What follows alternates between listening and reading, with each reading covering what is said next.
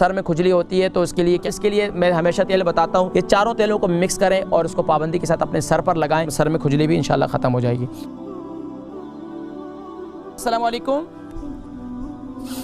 हाँ जी मैं लाइन पर हूँ। जी बात कीजिए, नाम उम्र वज़न। ठीक है, अस्सलाम वालेकुम। मेरा नाम कौसर है और मेरी उम्र 60 है और मेरा वजन जो है वो 11 स्टोन है।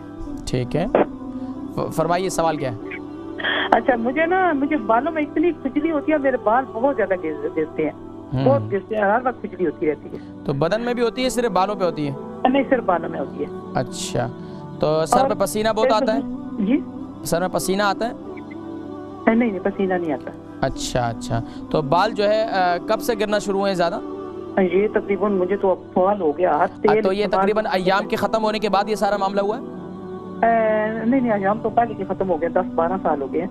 तो लेकिन ये जो खुजली है अब साल से हो गया, मेरे बालों में बहुत ज्यादा खुजली होती है, बाल बहुत ज्यादा गिरते हैं।